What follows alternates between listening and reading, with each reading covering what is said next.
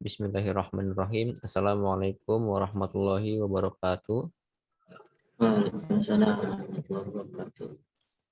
Pada kesempatan ini saya dari kelompok pertama yang akan membahas kebijakan hutang dan investasi terhadap pembangunan ekonomi Islam bersama saya dan teman saya.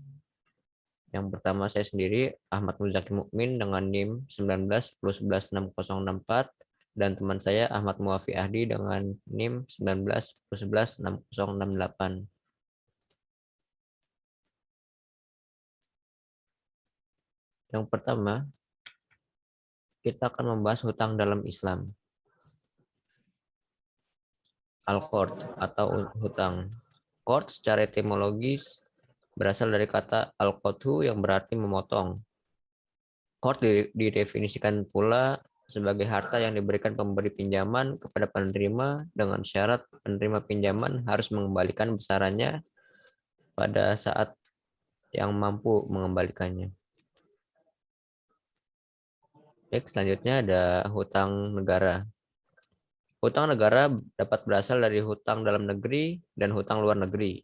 Nah, kebutuhannya akan hutang negara yang sedemikian besar timbul karena fungsi hutang bukan lagi sebagai financial bridging atau memenuhi likuiditas mismatch, namun hutang telah menjadi alat fiskal pemerintah untuk menstimulasi perekonomian. Nah, selanjutnya hutang negara pada perdebatan akademik dari hutang. Nah, dalam Islam terdapat dua pandangan mengenai hutang luar negeri dalam perspektif pembayaran atau pembiayaan pembangunan negara. Yang pertama ini ada yang memperbolehkan suatu budget defisit yang ditutup dengan external financing di mana bentuk dan mekanismenya tersebut sudah disesuaikan dan tidak bertentangan dengan ketentuan atau prinsip syariah. Nah, yang kedua ini ada tidak memperbolehkan. Pada pertimbangannya preventif bahwa mekanisme pinjaman hutang luar negeri menggunakan sistem bunga, sedangkan dalam Islam bunga dalam bentuk apapun baik konsumsi atau produksi dan besar atau kecil secara tegas dilarang. Selanjutnya ada dampak bahaya dan resiko hutang. Hutang negara meskipun diperlukan untuk membiayai pembangunan dan perekonomian juga tetap perlu diwaspadai, terutama hutang luar negeri, karena selain dampak positif untuk pertumbuhan ekonomi, namun memiliki tingkat resiko yang harus ditanggung pula. Berikut risiko hutang-hutangnya. Yang pertama ini risiko global, terkait dengan kapasitas untuk membayar meningkat akibat perlambatan ekonomi di emerging market dan masih rendahnya harga komoditas. Nah, yang kedua ini ada risiko domestik terkait refinancing dan beban pembayaran hutang luar negeri meningkat akibat ketatnya likuiditas global. Risiko domestik secara makro seperti meningkatnya vulnerability seperti DSR, gross external financing dan GDP. Nah, selanjutnya ada dua dampak kebijakan hutang. Yang pertama dalam jangka pendek dan dalam jangka panjang. Dalam jangka pendek, pinjaman luar negeri dapat menutup defisit APBN dan jauh lebih baik dibandingkan jika defisit APBN tersebut harus ditutupi dengan pencetakan uang baru, sehingga memungkinkan pemerintah untuk melaksanakan pembangunan dengan dukungan modal yang relatif lebih besar, tanpa disertai efek peningkatan tingkat harga umum atau inflationary effect yang tinggi. Nah, yang kedua ini adalah dalam jangka panjang. Hutang luar negeri dapat menimbulkan permasalahan ekonomi pada banyak negara debitur itu sendiri. Di samping beban ekonomi yang harus diterima rakyat pada saat pembayaran kembali, juga beban psikologis politis yang harus diterima oleh negara debitur akibat ketergantungan dengan bantuan asing. Baik, selanjutnya akan kita bahas tentang investasi dalam perspektif ekonomi syariat. Hukum asal ibadah adalah haram sampai ada dalil yang memerintahkannya, serta hukum asal muamalah adalah boleh sampai ada dalil yang melarangnya. Agama Islam sudah mengatur segala sesuatu sedemikian rupa, mulai dari mekanisme, larangan, serta konsekuensi yang didapat, Salah satu aspek juga yang diatur dalam pengembangan harta kekayaan yaitu adalah investasi. Banyak macam yang bisa kita lakukan dalam melakukan pengembangan harta kekayaan. Next.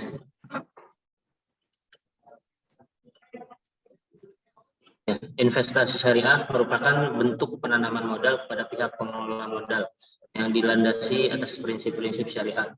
Dalam sektor investasi, Islam selalu mengajarkan agar selalu memberikan keuntungan bagi semua pihak, atau bisa kita sebut win-win solution, serta adanya larangan atas spekulasi, terhindar dari segala bentuk riba, boror, gambling, atau judi, serta maisir. Selanjutnya, investasi merupakan salah satu bagian dari fikih muamalah yang memiliki aturan serta tujuan agar menjaga semua pihak yang terlibat dari segala bentuk kezaliman yang diperbuat antara satu dengan yang lainnya.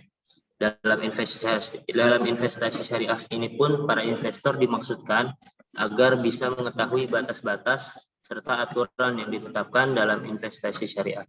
Next. Selanjutnya, investasi itu terbagi menjadi dua bagian, yaitu investasi langsung, seperti berwirausaha, bekerja di kantor, dan lain-lain. Dan yang kedua ada investasi tidak langsung, yaitu deposito, surat berharga negara, dan lain sebagainya. Berikut ada beberapa aspek yang harus kita perhatikan apabila kita ingin berinvestasi dalam perspektif Islam. Yang pertama yaitu aspek material atau finansial. Aspek material atau finansial ini yaitu memiliki arti. Ketika kita ingin melakukan investasi, maka yang akan kita investasikan haruslah memiliki nilai ekonomi surplus yang memiliki kompetitif atau saingan dengan investasi lainnya. Yang kedua, dari aspek kehalalan, yaitu investasi yang akan kita jalani haruslah bersifat halal, baik dari segi bidang maupun prosedur penjalanannya. Semua alur kegiatan investasinya juga harus jelas dan tidak samar. Yang ketiga yaitu ada aspek sosial dan lingkungan, yakni kita harus bisa memilih tujuan dari investasi kita. Barang yang kita investasikan atau tempat tujuan yang kita investasikan haruslah memiliki nilai manfaat atau nilai positif bagi masyarakat sekitar. Yang terakhir yaitu aspek mengharapkan ridho Allah.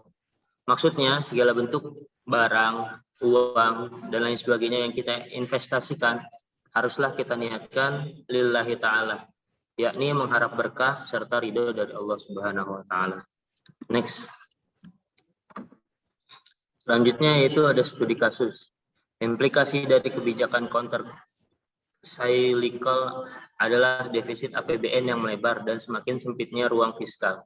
Lebarnya defisit APBN perlu didukung oleh pembiayaan.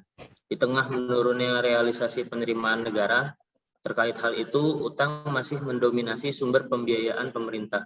Selain utang, sumber pembiayaan pemerintah lain adalah non-utang yang berasal dari sumber internal pemerintah berupa pemanfaatan saldo anggaran lebih, SAL, pos dana abadi pemerintah, dan dana yang bersumber dari Badan Layanan Umum atau BLU. Instrumen utang yang digunakan pemerintah berupa surat berharga negara atau SBN dan pinjaman. SBN terdiri dari surat utang negara dan surat berharga syariah negara. Di samping SBN, pemerintah juga melakukan pinjaman yang dapat berasal dari luar negeri yang berbentuk falas maupun dalam negeri dalam denominasi rupiah. Secara khusus, pembiayaan yang bersumber dari utang kerap menjadi polemik dan cenderung dianggap buruk. Padahal utang merupakan alat ungkit atau leverage yang apabila dikelola dengan baik dapat membuahkan manfaat sebagai salah satu sumber pembiayaan dalam menambal defisit akibat pandemi COVID-19. Utang menjadi salah satu opsi untuk meredam dampak krisis dan membantu pemerintah untuk keluar dari resesi. Next. Itu aja dari kelompok kami. Terima kasih atas perhatiannya dan mohon maaf apabila ada salah atau kurang. Syukron. Assalamualaikum warahmatullahi wabarakatuh. Waalaikumsalam warahmatullahi wabarakatuh.